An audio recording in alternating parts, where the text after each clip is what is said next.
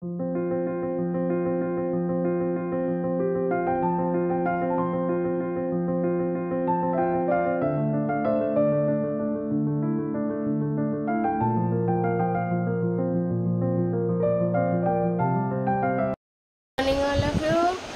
Welcome back to my channel केमती अच्छा समस्ते आशा कर बहुत भलरे थे आज भी आम टिके खुशी अच्छु कहीं लास्ट डे ऑफ एग्जाम आउ ता सहित भी आसुँच किए कहबी आसला बेले देखा सो किए आसुँच क्या बहुत दिन पर मीट करी बहुत खुशी अच्छी से अपन ब्लॉग देखले आग को जानीपर निहाती आज ब्लॉग रात में पकेबी बाकी रहा आपण मैंने समस्त केमती अच्छा एवं तो गाधे बाधे फ्रेश होगी देखो मुझे पूरा फ्रेश होगी ड्रेस फ्रेस पिंधि पलि आसली बस जाइए लास्ट रिविजन टाइम रिविजन करनवा तापर जीवा टिफिन करने माने ब्रेकफास्ट करदे परीक्षा पलैया टाइम हाथ में बहुत कम विदिन 45 मिनिट्स भर जी रिविजन हो पार से तो चलते जीवा रिविजन करवा तापर एग्जाम आसला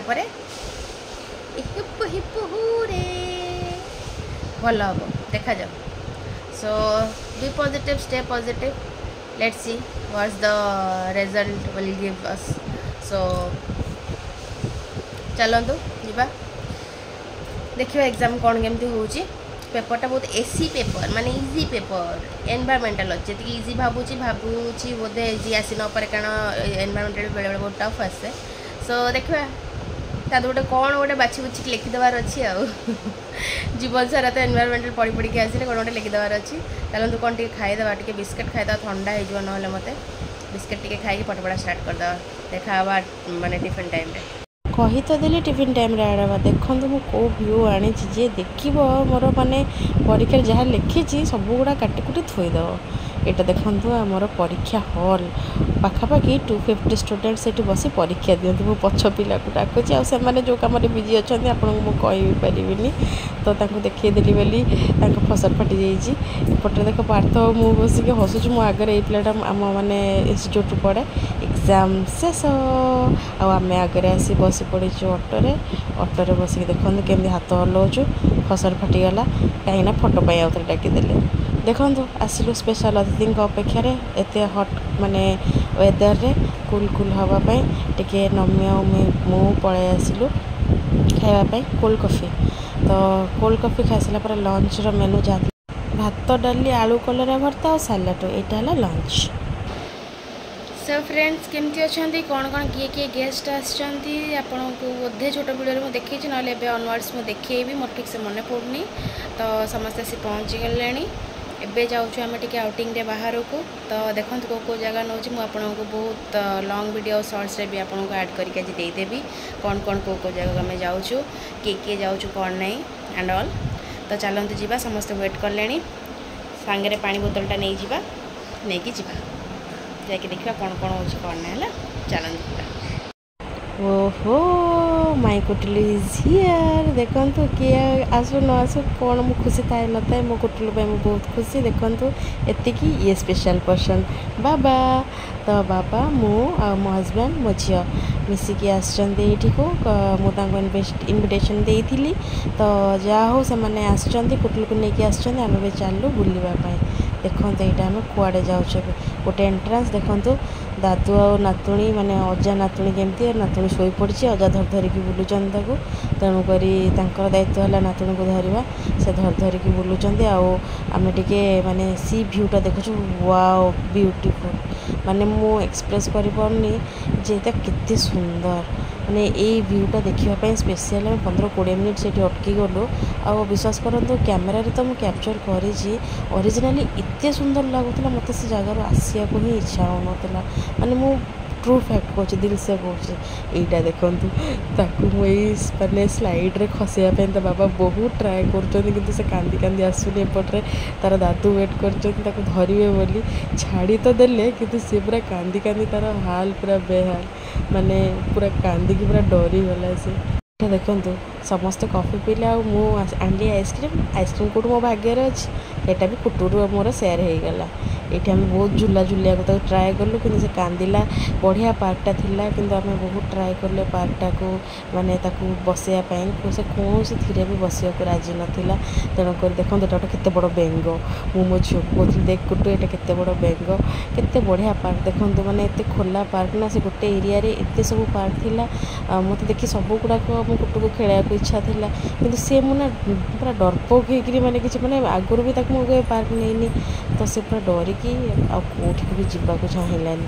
ସେଇଥିପାଇଁ ମୁଁ ମାନେ ତାକୁ ଆଉ ଜବରଦସ୍ତି କଲିନି। ଦେଖନ୍ତୁ ଏଇଟା ଆମେ ଅନ୍ ଦ ୱେ ଯାଉଛୁ ଉପରକୁ, ଟିକେ ହିଲ୍ ଏରିଆ, ତେଣୁକରି ଉପରକୁ ଚଢ଼ି ଯିବାକୁ ଟିକେ କଷ୍ଟ। ଦେଖନ୍ତୁ ସେ ପୁରା ଗପି ଯାଉଛନ୍ତି, ଶ୍ୱଶୁର ଜ୍ୱାଇଁ ଗପି ଯାଉଛନ୍ତି, ମଝିରେ ଆମର ମେନ୍ ମ୍ୟାଡ଼ମ୍ ଯିଏ ଯାଉଛନ୍ତି, ଦୁଇ ଜଣଙ୍କର ହାତ ଧରି ଚାଲିକି ଟୁକ୍ କୁନୁ ପାଦରେ। ତେଣୁକରି ଦେଖିବାଟା ଏ ମାନେ ସିଚୁଏସନ୍ ଆଉ ଏ ମାନେ ଟାଇମ୍ ମୋ ପାଇଁ ବହୁତ ପ୍ଲେଜେଣ୍ଟ ଟାଇମ୍ ଆଉ ବହୁତ କିମତି ଟାଇମ୍।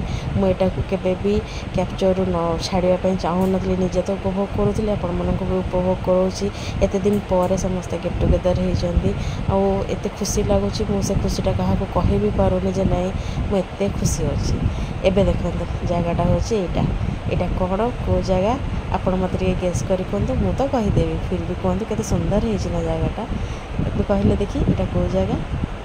ଏଇଟା ହେଇଗଲା କୈଳାସଗିରି। ତ ଏଠିର ଗୋଟେ ଫେମସ୍ ଏରିଆ, ପାହାଡ଼ ଉପରେ ଏମିତି ଶିବ ଆଉ ପାର୍ବତୀଙ୍କର ଫଟୋ ଅଛି। ଆଉ ବିଶ୍ୱାସ କରିବେନି ତା ସାଇଡ଼୍ ସାରା ଏଇଟା ଗୋଟେ ଭଲ ପିକନିକ୍ ସ୍ପଟ୍। ଏଇଟା ଗୋଟେ ମ୍ୟୁଜିୟମ୍ ଅଛି ତା ସାଇଡ଼୍ରେ। ଦେଖୁଛନ୍ତି ମୋତେ ଲାଗିଲା ଏ ହାତୀ ଆଉ ଲୋକଟା ପୁରା ରିଅଲ୍ ବୋଲି, କିନ୍ତୁ ଆକ୍ଚୁଆଲି ନୁହେଁ। ସେ ଲୋକଟାକୁ ଦେଖିଲେ ରିଅଲ୍ ଲାଗୁଛି କିନ୍ତୁ ନୁହେଁ। ସବୁ ବୁଲାବୁଲି କରି ଫେରି ସାରିଲା ପରେ ବାବା ମୁଁ ଦେଖନ୍ତୁ କ୍ୟାବ୍ ପାଇଁ ୱେଟ୍ କରିଛୁ, ସମସ୍ତେ ଆମେ ୱେଟ୍ କରିଛୁ। ବାବା ମୁଁ ଟିକେ ସେଲ୍ଫି ନେଇଗଲୁ, ଆଉ ନେଇସାରିଲା ପରେ କିଛି ସମୟ ଟିକେ ଭିଡ଼ିଓ ନେଲି। ଭିଡ଼ିଓ ନେଲା ପରେ ଗୋଟେ ଭିଉ ଦେଖନ୍ତୁ ସାଇଡ଼୍ରେ କେତେ ସବୁ ଦୋକାନ ଅଛି। ଏଇ ଗେଟ୍ଟା ମୁଁ ଏଣ୍ଟ୍ରି ଦେଖେଇଥିଲି ଆପଣଙ୍କୁ।